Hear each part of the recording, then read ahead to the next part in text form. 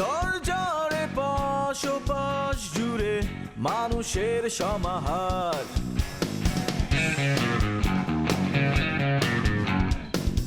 ভেতর আর বাহিরে চলছে উৎসব অপেক্ষার। এই শহরের হাজারো বাড়ির মতো নিয়ে হাসি কান্নার গল্প যত, এই শহরের হাজারো বাড়ির মতো নিয়ে হাসি কান্নার গল্প যত, প্রতিবার এখানে বেজে যায় কলিং বেল।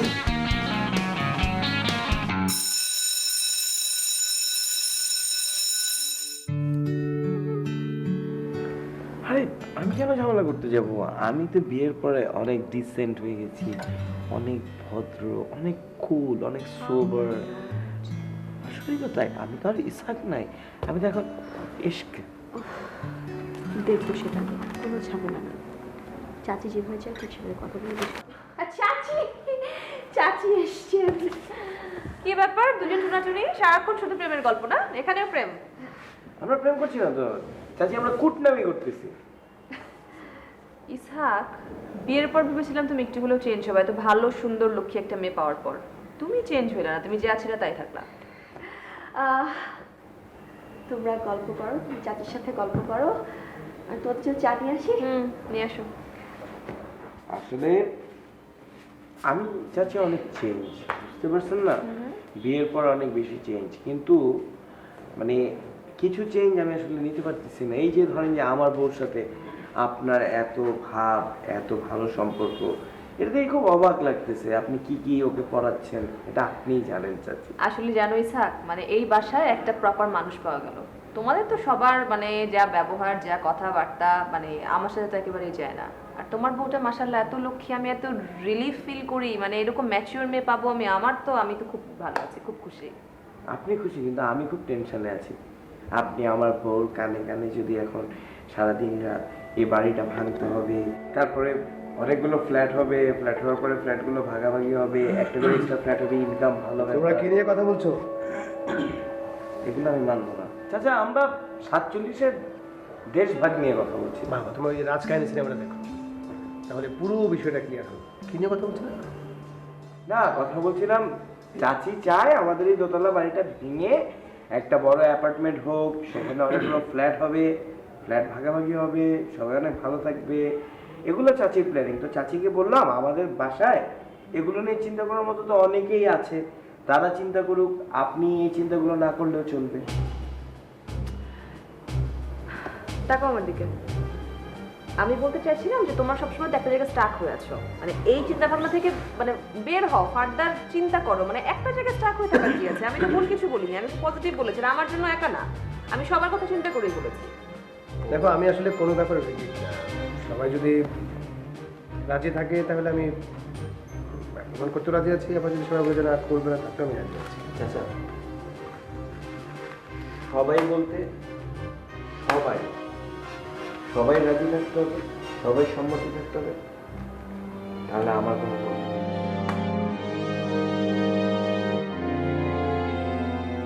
হঠাৎ করে বিষয়টা উঠলো কেন? আমি বলেছি, আমার মনে হচ্ছে এটা এখন বলার সময় নেই।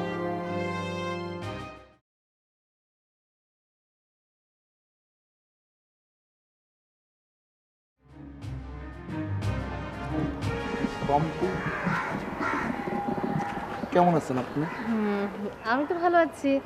আপনি কেমন আছেন মজিদ ভাই? দেখে মনে হচ্ছে অনেক ভালোই আছেন। ভাবির সাথে ঝামেলা তো মনে মিটমাট হয়ে গেছে।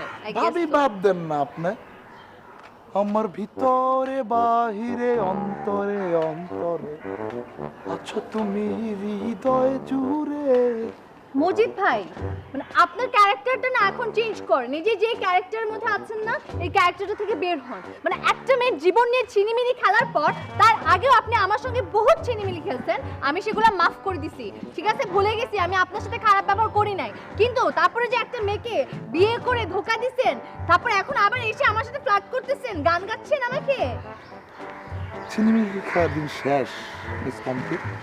আমি তো এখন ছিনিমিনি খেলি না, বরঞ্চ আমার জীবন নিয়ে ছিনিমিনি খেলা হয়েছে। শুনেন, সত্যের মৃত্যু নেই। আপনি এই সিনেমাটা দেখছেন? না, আমি এসব সালমান শাহ যখন ফাঁসির আদেশ হয়ে যায়, তারা ফাঁসি দিব, ওই সময় তার মা শেষ মুহূর্তে দৌড়ায় দৌড়ায় যায় চিঠি নিয়ে।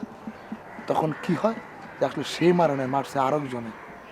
আমারও তো সবাই বাংলা সিনেমার মতন ভুল বুঝেছে, আপনি তো এখনো বুঝতে পারলেন না। আমার তো বোঝার দরকার নাই, আমি আপনাকে আগে ভুল বুঝছিলাম। আমি আগে আপনাকে মনে করতাম আপনি অনেক ভালো মানুষ, আপনি মেয়েদেরকে রেসপেক্ট করেন, মেয়েদেরকে সাপোর্ট করেন, মেয়েদেরকে হেল্প করেন। কিন্তু এখন তো আমি দেখতেছি আপনি পুরো উল্টা। আপনি মেয়েদেরকে বিয়ে করে ধোঁকা দেন, তারপর অস্বীকার করেন, তারপর আবার বিবাহিত হওয়ার পরে অবিবাহিত মেয়েদের পিছন পিছন ঘুরেন যাতে মেয়েরা আপনাকে পাত্তা দেয়, বউদেরকে অস্বীকার করেন। আমি তো আনোয়ার ভাইকে মানে 100টা সেলিউট দিই, সে এত ভালো একটা মানুষ। আপনার জন্য আমি আনোয়ার ভাইকেও খারাপ মনে করতাম। আনোয়ার ভাই আমাকে বুঝাইছে, আমাকে প্রমাণ দেখাইছে। আর ওই যে ওই মেয়েটা, ওই ইনোসেন্ট মেয়েটা, ও তো আমাকে প্রমাণ দেখাইছে যে আপনি তাকে বিয়ে করছেন। আপনি এত খারাপ একটা মানুষ, এখন আবার বলতেছেন যে সত্যের মৃত্যু মিস নাই। পম্পি, আপনার হাত বলা ছাড়েন। হয়েছে? হাত ছাড়েন। হাত ছাড়লাম, কিন্তু এই যে আপনি আমার যে বন্ধুত্ব, এটা ছাড়তে পারবেন আপনি? শুনেন, আনোয়ার এই মেয়েরে ভাড়া করে নিয়ে আসছে। ভাড়া করে নিয়ে আসছে কি, এই মেয়ে হইলে গিয়ে যাত্রা থিয়েটার করে, ঠিক আছে? অলরেডি একটা আনোয়ারের সম্পর্ক আছে।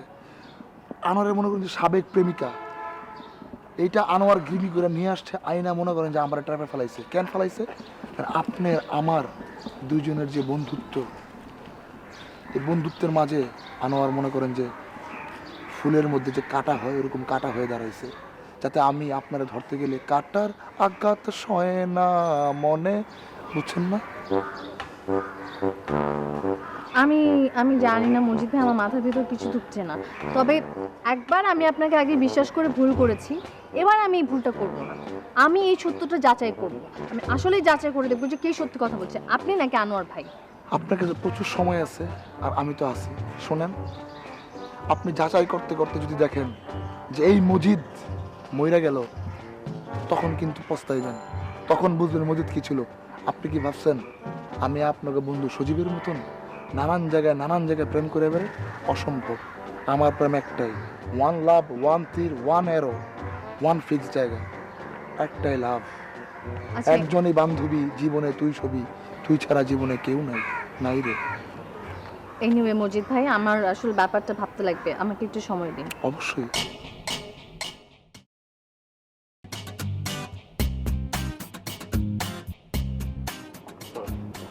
বাবা, কি রে? বসো। তুই এই সেকশনে কেন? তুই না বসবি রেডিমেড গার্মেন্টসের জায়গায়, তুই শাড়ির সেকশনে বসে আছিস কেন বুঝলাম না।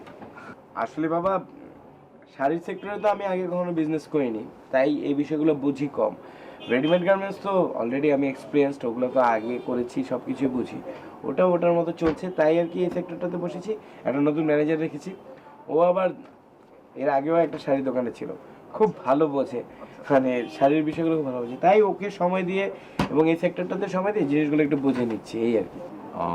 কিন্তু ওই যে ওই যখন কাস্টমার আসে তখন শাড়ি গায়ে চাপিয়ে দেখাতে হয়, তুই পারিস এগুলো? হাই ভাই না, ও আবার খুব ভালো পারে, ওর থেকে শিখে নিচ্ছি। পারো তুমি? বাবা, তুমি কি খাবার সেটা বলো। তুমি আমার দোকানে এসেছো, এখন বলো কি খাবার। আমি তোর দোকানে এসে আমি বলে খাবো কেন? তুই কি খাওয়াবি খাওয়া। আপনি যান, কফি নিয়ে আসেন। ঠান্ডা নিয়ে এসেছি? আচ্ছা, ঠান্ডা। ভালো লাগলো তোর শোরুম দেখে। কি অবস্থা বলতো, বেচা বিক্রি? সেল আসলে যেটা চিন্তা করেছিলাম যেরকম রেসপন্স পাবো ওরকম এখনো পাচ্ছি না, তবে পাবো, মানে ইট উইল টেক টাইম। আমার কাছে মনে হয় যে রেসপন্স ভালো হবে, আর এই শাড়ির সেক্টরটাতে ভালোই রেসপন্স পাওয়া যাচ্ছে আর কি। Very good. দেখ, নতুন ব্যবসা শুরু করেছিস, অনেক লোন নেওয়া আছে তোর। লোনটা কিন্তু তোকে সময় মতো পরিশোধ করতে হবে, এটা কিন্তু মাথায় রাখতে হবে। সেটা নিয়ে তুমি কোনো টেনশন করো না, আমি প্রতি মাসে অন টাইম কিস্তিগুলো দিব। যেহেতু লোন নিয়ে ব্যবসা শুরু করেছি, কিস্তি অন টাইম দিবই। না, আমি জানি তুই এবার ভালোভাবেই তুই ব্যবসা দাঁড় করতে পারবি, তোর মধ্যে সেই জিনিসটা আছে। গুড। শোন, ওই ম্যানেজার সাহেব, কোক আনছেন? যেটা করতে হবে যে সেল তো বাড়াতেই হবে, আর ওই যে তোর লোনের ইনস্টলমেন্টটা তো দিতে হবে না, ধাপে ধাপে এটা কিন্তু মাথায় রাখিস, শুনে আমাদের ওই কিস্তি কিন্তু বন্ধ করা যাবে না। সেটা আমার মাথায় আছে বাবা, যেহেতু লোন নিয়ে ব্যবসা করছি, তো ফ্যামিলি বিজনেস থেকে যেহেতু লোন নিয়েছি, এটা নিয়ে টেনশন করো না, কিস্তি কোনোটাই বাদ যাবে না, প্রত্যেকটা কিস্তি অন টাইম দিব আমি। Very good. তুমি তো ভালো ক্লায়েন্ট সার্ভিস দিতে পারবে না, কাউকে কখনো কিছু দিলে গ্লাস ভরে দিতে হয়। অল্প অল্প দিচ্ছে কেন, রেখে দিচ্ছে নিজে খাওয়ার জন্য। Just kidding. তুই খাবি না? ও তুই তো চা খাচ্ছিস, ভালো ভালো লাগলো। একটু দেখাবি না তোর দোকানটা ঘুরে ঘুরে? হ্যাঁ দেখাবো, ঠান্ডাটা খেয়ে নাও তারপর দেখে। খেতে খেতে দেখি।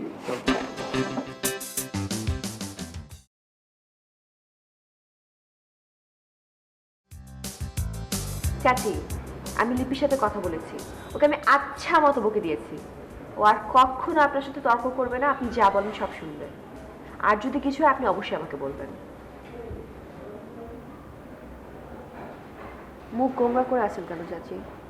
এই যে আপনি এভাবে মুখ গোমরা করে থাকেন না, ভয় লাগে। আমার নিজেরই তো ভয় লাগে, ওরা তো ভয় পাবে। হাসেন না একটু। রোমানা, আমিও না হাসতে চাই, আমি অনেক হাসতে চাই, কারণ আমি তো একটা নর্মাল মানুষ, আমি তো নর্মাল না আর সবার মতো, তাই না? কিন্তু তুমি আমাকে হাসার জন্য একটা প্রপার রিজন দাও তো, যেটার জন্য আমি হাসবো। এই ভাষায় হাসির কি কোনো রকম পরিবেশ আছে আমাকে বলো তো? আচ্ছা কি হয়েছে জানো, আমি আজকে বাজারে গেছি।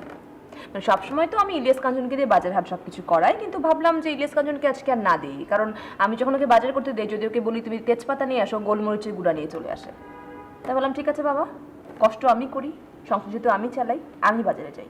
বাজারে গেলাম, বাজার করছি, ঠিক ওই সময় একটা দোকানদার আমার দিকে তাকিয়ে আমাকে বলছে, আপা আপনি সেই বাসার মানুষটা না যে বাসায় আপনার আজকে একটা মেয়ে পালিয়ে চলে গেছে অন্য একটা ছেলের হাত ধরে? এখন তুমি আমাকে বলো আমি কিভাবে হাসবো, আমার ভেতর থেকে হাসিটা কিভাবে আসবে? আমি তো হাসতে পারি না রোমান, আমি তো অধিক শোকে পাথর হয়ে গেছে, আমার মুখ থেকে সব হাসি চলে গেছে। চাচি, আমাদেরই তো মেয়ে, কি করবো বলেন? বাচ্চা মানুষ ভুল করেছে, ঘরের মেয়ে তো ফেলে দিতে পারি না, তাই না? আমাদের কি বুঝাতে হবে, পাবলিককেও আমাদের ফেস করতে হবে, ওকেও ঠিক করতে হবে। আর আপনার হাসিটা কত সুন্দর, আপনি হাসি না দিলে কি ভালো লাগে না? হাসতেন, কি সুন্দর হাসিটা। চাচা আপনার ছবি তো দিয়ে আসেন। তুমি না অনেক বেশি বেশি করো রোমানা। না না চাচা ফেসবুকে দেবো।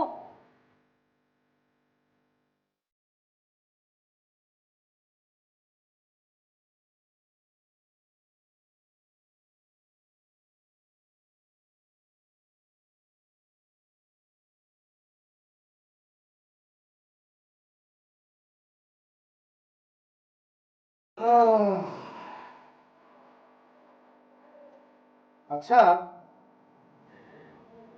আমাদের বিয়ে হলো কতদিন হলো? 3 মাস।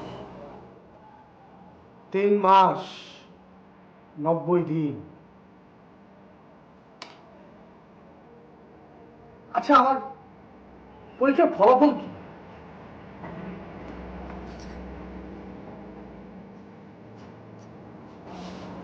কি পরীক্ষা? ধৈর্য।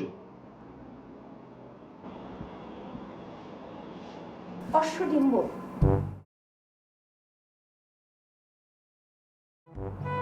অশ্বডিম্ব? আমি কি এত খারাপ ছাত্র যে আমাকে একদম পুরো শূন্য পেতে হলো? আমি কি পাস করার সম্ভাবনা, মানে মার্কটা কত পেয়েছি জানা যাবে? আসলে দেখো তোমাকে বুঝিয়ে বলি, হ্যাঁ।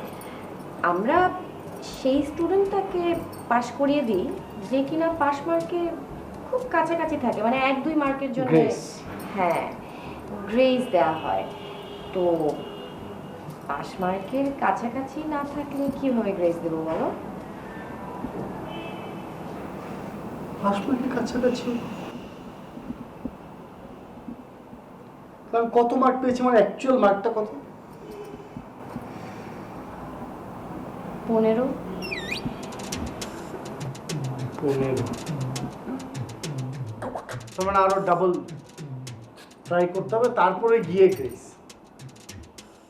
তো আমাকে কোন কোন বিষয়ে একটু আরো ভালো করতে হবে সেটা জানতে পারলে একটু ভালো হতো। প্রথমে আসি তোমার রিডিং প্রশ্ন। আচ্ছা, খুবই হতাশাজনক, মানে বাজে। তোমার এই আঞ্চলিক ভাষার কথা বলার প্রবণতাটা আমার ভেতরে যে এতটুকু রোম্যান্টিসিজম আছে সেটা দূর হয়ে যাওয়ার জন্য একান্ত কার্যকরী। আমি কিন্তু জানি তুমি শুদ্ধ বাংলায় কথা বলতে পারো, বাইরে তো হরহামেশাই বলছো, কিন্তু এ বাড়িতে আসার পর কোনো একটা হাওয়া তোমার গায়ে লেগে যায় এবং তুমি আঞ্চলিকতায় ঢুকে যাও।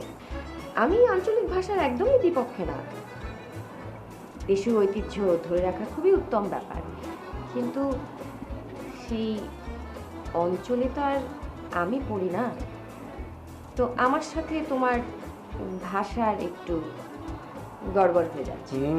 এক, দুই আসি তোমার পরিষ্কার পরিচ্ছন্নতা। তুমি একটা খাতায় খুব সুন্দর করে একটা প্রশ্নের উত্তর লিখলে, কিন্তু সেই খাতাটা যদি এতই নোংরা হয় যে আমি হাতের লেখা কিছুই বুঝতে পারলাম না, সেখানে তো 80% মার্কই কাটা চলে গেল। তো দাঁত ব্রাশ করা, ঘরে না করে টয়লেটে করা, তারপর ফুলিটা বেসিনে ফেলা, টয়লেটটা ঠিকঠাক মতো ফ্লাশ করা, আমার মনে হয় বাকিগুলো আর বলতে হবে না, তুমি নিশ্চয়ই বুঝতে পারছো আমি কি আশা করছি তোমার কাছ থেকে। তিন, তোমার আচার ব্যবহার। আমার মনে হয় আচার আচরণের ক্ষেত্রে তুমি ম্যাক্সিমাম টাইমই তোমার মার্জিনটা ক্রস করে ফেলো। উদাহরণ হিসেবে আমি খাবার প্রসঙ্গে আসি। তুমি তো কবজি ডুবিয়ে খেয়ে ফেলছো, যেখানে তোমার আঙুলের বর্ডারটা এর বাইরে যদি খাবার চলে যায় সেটা দেখতে খুবই বাজে দেখায়। মানে এই যে কবজি ডুবিয়ে খাওয়ার যে অভ্যাসটা, সেটা মনে হয় একটু কন্ট্রোল করতে হবে।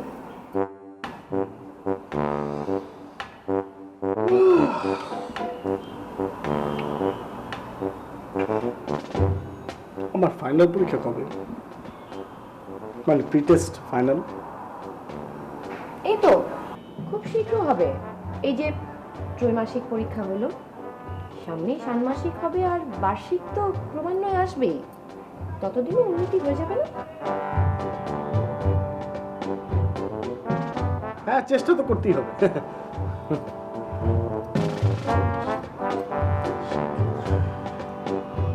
তো দয়া করে কি আপনি আমার শিক্ষক হতে পারেন? অবশ্যই। তুমি তো জানো শিক্ষকতা হচ্ছে আমার সবচেয়ে পছন্দের একটা বিষয়, কিন্তু শুধু ভালো শিক্ষক হলেই তো হয় না, ভালো স্টুডেন্ট পাওয়াটাও জরুরি। আই মিন বাধ্যগত স্টুডেন্ট, তাহলেই মনে হয় হয়ে যাবে।